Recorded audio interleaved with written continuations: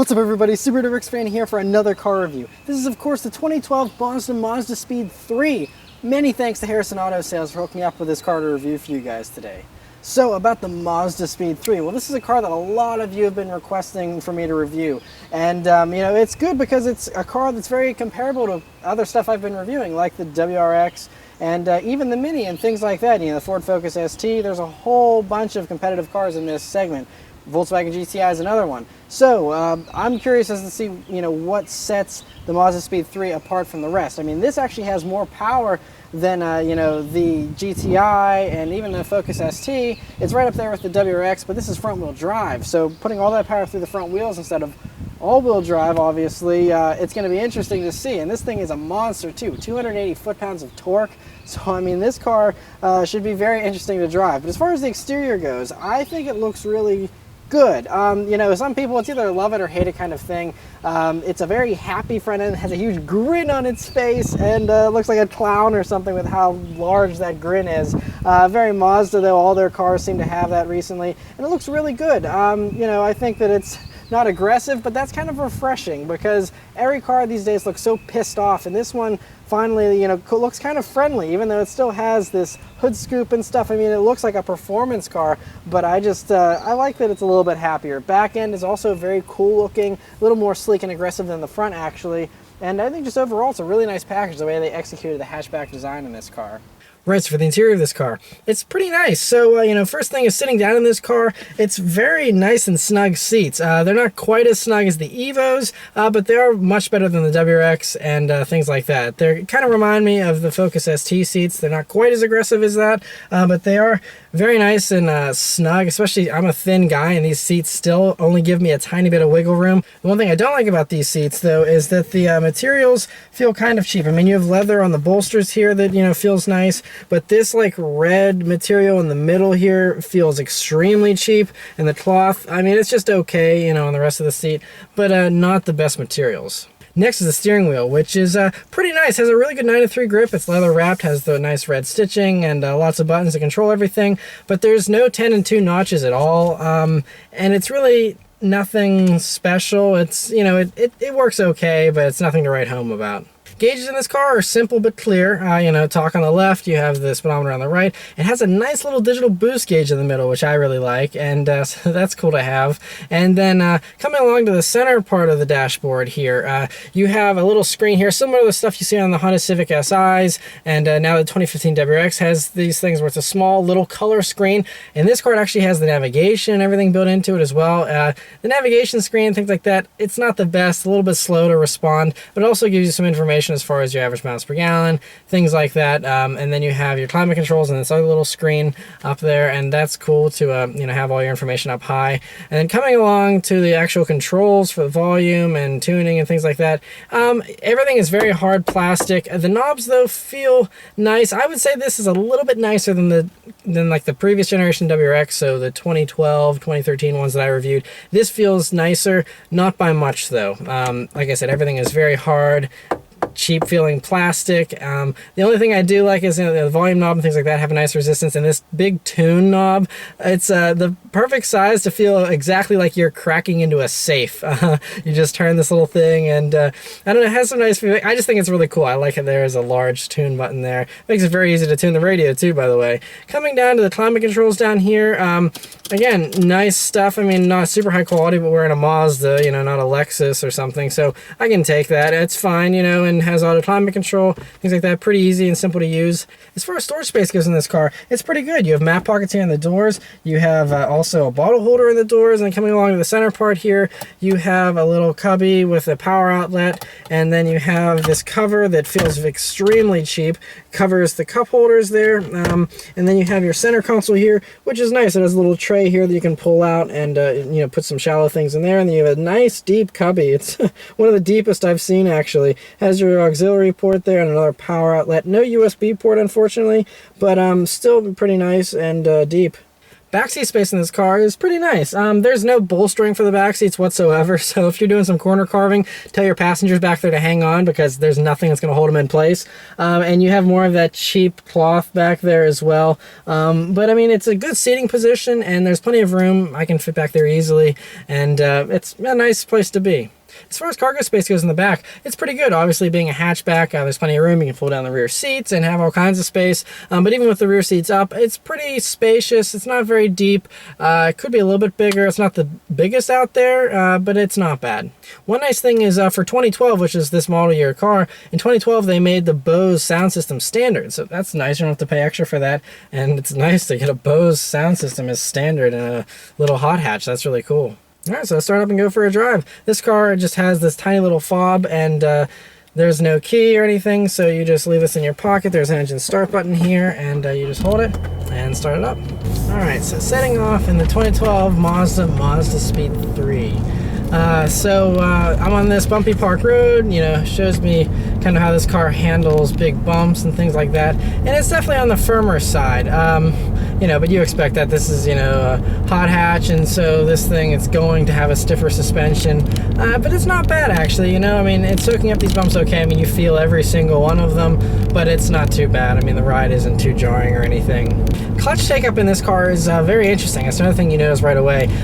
There's like a light zone, and then there's like the heavy zone. So like you push the clutch in, if you push it in halfway, that part's light, and then like when you push it in the other halfway, it gets like heavier. So it's really strange engagement. So if you're going for a test drive in one of these, just beware that you're going to be a little rough probably pulling off the lot, because it's just definitely a little bit tricky to get used to. Also, the gear shifter, the gears are spaced very closely together, so whenever you're going through the gears, they're very close together, so you'll think you're going into third, you're actually going into fifth, things like that. It's very precise once you get used to it, but it just takes a little time to get used to. Visibility in this car is actually pretty good too. You have a large windshield, side glass is nice size, you can see out very clearly. Rear window is nice and large, you can see out of that very easily. Very easy car to drive as far as visibility goes.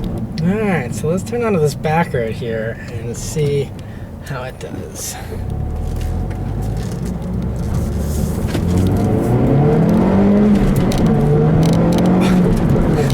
It's quick, okay. So it doesn't feel as exciting as cars like the WRX do whenever you're going full throttle. I mean, it's quick though, and I mean, it racks up speed very quickly, but it's not as exciting as I was expecting it to be, actually. For having 280 foot-pounds of torque, I thought this thing would rip my head off, but it really didn't. Doesn't feel as fast as some of the other stuff that I reviewed. Not as exciting to go full throttle in than the Ford Focus ST. That was more exciting. Kind of surprised, but anyway. Okay, so I'm on this back road now, and as far as driving on these back roads here, well, steering weight is actually pretty okay. There's a little bit of a strange feeling whenever you're trying to turn it quickly. It gets almost like a little disconnected or something. It's not bad, but the steering weight itself is a good weight. Let's come up to some tighter corners here and see how it feels going into these. I mean, it handles very flatly. There is like no body roll, it seems, so that's good, but the steering weight just feels a little odd to me. I don't know why, but it's not bad. It's just, again, you have to get used to it, kind of like the clutch and the shifter. Alright, so coming up to this very tight corner, I always take average speed, and let's see how it does. It's pretty good. Okay, so I mean, it's not the best. I'd say it feels slightly better than the Ford Focus ST did and stuff like that, but it's not bad. Not the best, but not bad. Alright, so let's see about this acceleration, shall we?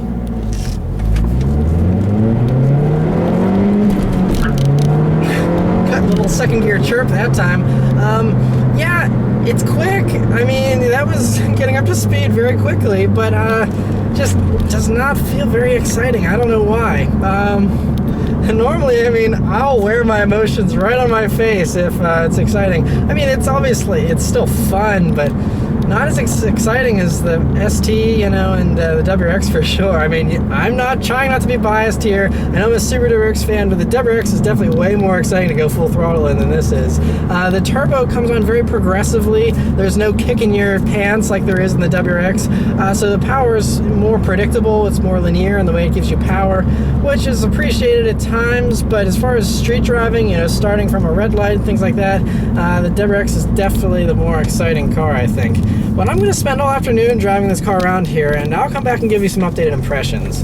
Alright, so I've been driving this car for a while now, and I've really kind of grown to appreciate this car, I guess you should say. So, you know, the little things that bothered me at first, you know, like the steering and the shifter, those are things you get used to. It doesn't really bother me anymore. And, you know, the one thing that kind of prevails about this car that I've, you know, while I've been driving it here is how light it feels compared to the competition. It feels lighter on its feet than the WRX. It feels lighter than the Ford Focus ST and all these other cars that, you know, some of these hatchbacks these days have grown a little heavy and a little clunky, and this is still very sharp. It's a scalpel on back roads. I mean, just cut right through stuff. I mean, yeah, the body roll, it's very, very, very slight. It's this car just, the way it stays planted, and I mean, it's very easy to drive quickly too. It feels like it has a very light flywheel, so I mean, you can really just shift through the gears quickly. You know, revs build very quickly. It's just, it is exciting in that regard, and it's fast. I mean, it still to me does not feel as fast as the numbers say it should be. I mean, I'm sure if you line this up to WRX or something like that, they'd be the same, you know, performance-wise, but I just feel like this doesn't feel as exciting. I have noticed now, more that I've driven around town, the more that it does feel peppy around town, but it's still, they've kind of disguised all the things that make this car fun. The things that, you know, you should be exaggerating about this car are the things that they've kind of muted. So, I mean, you can hardly even tell this car is turbocharged unless you kind of play with it between 2,500 and 3,500 RPMs. There's a good little like surging of a turbo there, but aside from that, it almost feels like this is just like a V6 or something. It doesn't really feel like it's even turbocharged, which is good. I mean, because there's no turbo lag or anything like that. But you know, it just doesn't have a lot of drama to it, you know. And another thing is the torque steer in this car. You would think 280 foot-pounds of torque, that would be the recipe for a crazy amount of torque steer, but this car doesn't really have any at all. I mean, if you really push it hard whenever you're turning the wheel, I mean, you'll get a little bit of it, but honestly, I think my Mini Cooper S with 100 less horsepower has more torque steer than this does. I don't know how they managed to disguise it or hide it, but after driving this, the Ford Focus ST feels sloppy, downright sloppy. I mean, it's exciting. I actually prefer the way the Focus ST drives because I like the sloppier handling because it's more dramatic. That car shifts around a lot and the wheels are fighting with you and you're just going nuts with the steering wheel trying to keep it going in a straight line and stuff. This car, it's kind of gotten rid of all of that. So yes, this is probably the better car, but is it the more fun car? I don't think so. I think if you're looking for fun, get the Focus ST. If you're looking for the best car for around a track and things like that, this is your choice for sure. It's definitely a very stout car. They've really tuned this car just right. They got rid of all the unwanted stuff, but it's a good car for sure. Like I said, I definitely respect it, but it's just not as playful as some of the other hot hatches. This car is definitely very easy to drive quickly. Though two other things though, I mean, I've been praising how well this car is put together, but there are two things that I think could use a little bit of work. And the one thing is that the gas pedal is very, very delicate, and it takes very little pressure to get that engine just singing, and which is good because it makes it really easy to like rev match downshifts and things like that. You can be really precise with it, but it's kind of tricky still. I mean, I've been driving this car all afternoon, 5 hours or so, and I still can't really, it takes effort to get this car off the line smoothly without it really just wanting to launch. It just immediately, this car wants to launch off of every stop. It's really funny. The other thing though is the brake pedal feels a little numb. It's kind of strange, but you actually don't get a whole lot of sensation through the brake pedal at times, and that's something that a car that's this finely tuned, that is built to be driven fast, the brake feel would be a little bit better, and it isn't. So those are the only other two little things. Other nitpicky things about this car, for example, this car has dual zone climate control, and so the passenger can control their temperature. The funny thing is though, the climate control screen is angled towards the driver. The passenger can't see the climate control screen unless they lean over, so they can choose their climate, whatever they want the temperature to be, but they can't see that on the screen because of the way it's angled. So just a little bit of a boneheaded idea. I don't know, you know, I mean, it's cool that everything's driver-centric, but, you know, obviously it just makes it a little hard on the passengers. I don't know if I would want to drive this car every day. I think the competition is just so good. There's so many other awesome hot hatches out there that this one just, to me, again, it would not be my choice personally, but it's not a bad car. So once again, many thanks to Harrison Auto Sales for hooking me up with this car to review for you guys today. But yeah, thanks for watching, guys, and I'll see you next time. Take care.